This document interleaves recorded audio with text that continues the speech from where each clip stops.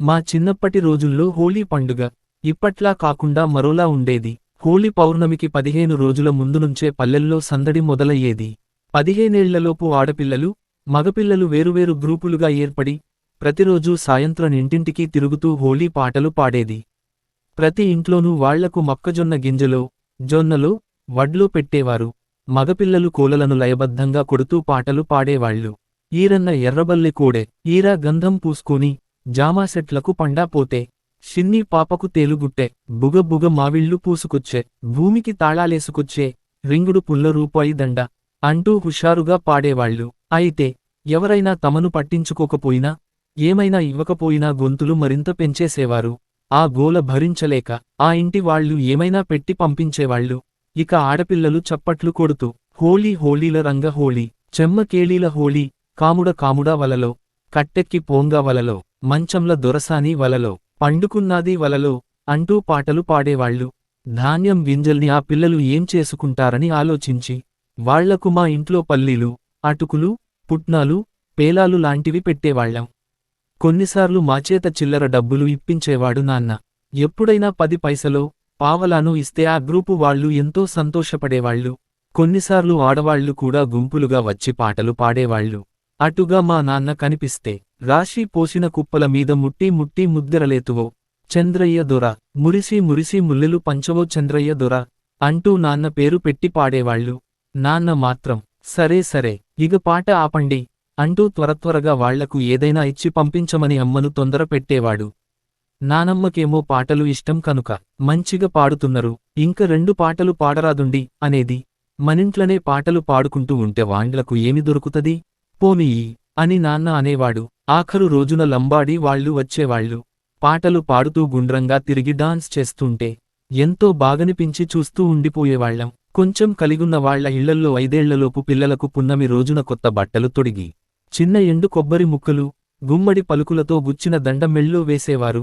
హోలీ ముందు రోజు ఉదయమే ఊర్లో చాటింపు వేసేవారు.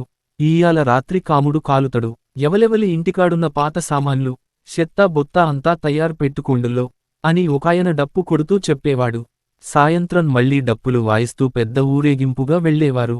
వాళ్ల వెనుకే చిన్న పిల్లలంతా వెళ్లేవాళ్లు.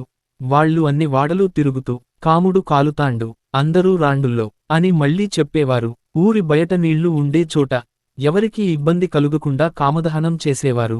ఓ కర్రకు బట్టలు కట్టి చేసిన కాముడి బొమ్మను మంటల్లో వేసేవారు.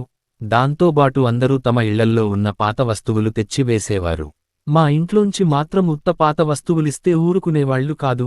అందరూ పాత సామాన్లిస్తే ఏం పెట్టి అంటుబెడతం దొరా, మీరు కొన్ని కట్టెలు, పిడకలు ఇయ్యవలసిందే అని అడిగేవారు. నాన్న పరమ ఉత్సాహంగా మాకు వంటచెరుకు కోసం ఉంచిన పొయ్యిల కట్టెలు, పిడకల గుచ్చెలోనుంచి పిడకలు సరిపడినన్ని వాళ్లనే తీసుకుపొమ్మనేవాడు. ఆ తెల్లవారి హోలీ పండుగ ఇప్పటిలా ఇంత విపరీతంగా లేకపోయినా బజార్లలో మగపిల్లలు ఆడేవారు. పెద్దగా రంగులు కొనే స్తోమత ఉండేది కాదు. వసంత పూర్ణిమ ముందు మోదుగు చెట్లన్నీ ఆకులు రాలిపోయి ముదురు నారింజ రంగు పూలు పూసి భలే అందంగా ఉంటాయి కదా. ఆ మోదుగు పూలు తెచ్చి నీళ్లల్లో ఉడకబెట్టి ఎర్రటి రంగు నీళ్లు తయారు చేసి సీసాల్లో పోసి పెట్టుకునేవారు. మైదాకు, గోరింటాకు ఉడకబెట్టిన ఎర్రటి రంగు నీళ్లు తయారయ్యేవి. కొందరైతే పెన్నుల్లో పోసుకునే ఇంకులో నీళ్లు కలిపి నీలిరంగు తయారు చేసేవారు. ఇంకొందరు బొగ్గుపొడి, ఆయిల్ ఇంజన్లలో వాడే గ్రీజు, పేడ నీళ్లు ఇట్లా ఏవి పడితే అవి పూసుకుంటూ మీదపడి కొట్టుకున్నంత అల్లరి చేసేవారు. మేం ఏ 2-3 సార్లో తప్ప హోలీ ఆడలేదు. ఒకసారి మా ఊర్లో ఆడినట్టు గుర్తు. మరోసారి హైదరాబాద్లో చిన్నమ్మ వాళ్ల ఇంట్లో ఉన్నప్పుడు వాళ్ళింట్లో అద్దెకున్న మార్వాడీలు మా అందరికీ బొట్లు పెట్టి రంగు పూశారు. నకో భయ్యా, నకో భాబీ అని మేమన్నప్పటికీ వాళ్లు వదల్లేదు. నిండా ముంచేశారు. ఆ తరువాత బోలెడు స్వీట్లు ఇస్తే అవన్నీ కడుపు నిండా మెక్కాం. నేను హైదరాబాద్లో ఇంటర్ చదువుతున్నప్పుడు ఓసారి మా కజిన్స్ 2 కార్లలో నారాయణగూడలో చిన్నాన్న వాళ్ల ఇంటికి వచ్చి అప్పటికే స్నానాలు చేసి ఫ్రెష్గా ఉన్న మా అందరి మీద బోలెడంత రంగు పూసి అల్లరి చేశారు. నేను బ్యాంకు ఉద్యోగంలో చేరిన కొత్తలో ఓ హోలీ రోజు ఎప్పట్లాగే కాజీపేట బ్రాంచ్లో పని చేస్తూ ఉన్నాం. స్టేట్ గవర్నమెంట్కు, ఇతర సంస్థలకు హోలీ సెలవుండేది కనుక బ్యాంకుకు కూడా సెలవు ఉంటుందనుకునేవారంతా. అందుకని రష్లేదు కౌంటర్లలో. అప్పట్లో ఆ బ్రాంచ్ రైల్వే వారికి, ఇతర ఉద్యోగాలకు వెళ్లేవాళ్లకు బ్యాంకు పని చూసుకుని వెళ్లేట్లుగా ఉదయం 9 నుంచి సాయంత్రం 4 వరకు పనిచేసేది. మేము 5గురం, 20 దాటి 25 ఏళ్లలోపు అమ్మాయిలం. మిగతా అందరూ సీనియర్ మగవాళ్ళు. సడన్గా 12 గంటలు దాటుతుండగా వాళ్ళు, మేడం, ఎక్స్క్యూజ్ మీ అంటూ మమ్మల్ని ఒక్కొక్కళ్ళని డైనింగ్ హాల్లోకి పిలిచి రంగులు చల్లారు. మేం వద్దని వారించినా వినలేదు. నేను ఆ రోజు బ్యాంకు ఎదురుగా రైల్వే క్వార్టర్లో ఉన్న కొలీగ్ నిర్మల వాళ్ళింటికి వెళ్లి తనిచ్చిన బట్టలు మార్చుకుని బస్సెక్కి మా ఊరికి వచ్చాను. అదే ఆఖరుసారి నేను బ్యాంకులోనూ, బయట హోళీ ఆడటం.